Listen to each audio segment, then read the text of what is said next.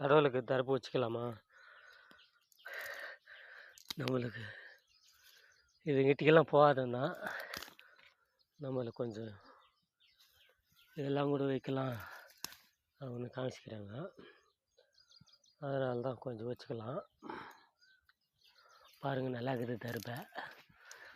அநேகமாக முருகர் பண்டிகைக்கு இதை ஃபுல்லாக யூஸ் பண்ணுவாங்க தர்பைகளை. ஆண்டவா, இந்த மாதிரி எல்லாம் பயிரும் உதவும்.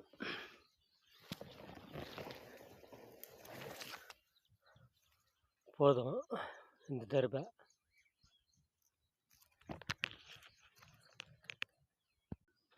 நாளான்னைக்கு வெள்ளிக்கிழமை 22 ஆஞ்சநேயர் பூஜை. இது கும்பு நட்டுக்கிறோம். அன்றைக்கி நல்ல நாள் தர்பை, மாங்காய் இலை, வேப்பாலை எல்லாம் நட்டுக்கிறோம்.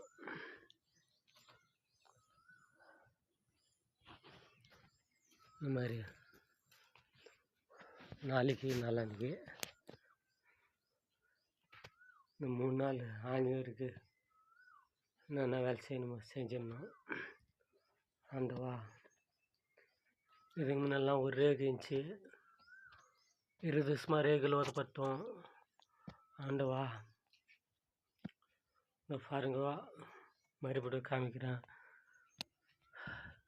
20 வருஷத்துக்கு அப்புறம் நம்ம சிவரேத்தி மோல்டு போட்டுக்கிறோம் கடவுள் புண்ணியத்தில். ஆண்டவா, இன்னும் பூசு வேலை பண்ணல. 7ஆம் மாதம் 12ஆம் தேதி மோல்டு போட்டிருந்தேன். இது நம்ம தாத்தாவுக்கு அப்பா வச்சிருந்து 4 தலைமுறை 5 தலைமுறை ஆகி நிற்குது.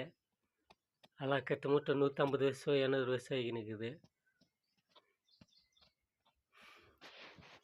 நம்மளுக்கு இந்த சத்தியம்மா, ஆஞ்சநேயர் இதெல்லாம் அவங்க வச்சுட்டு போனது தான்.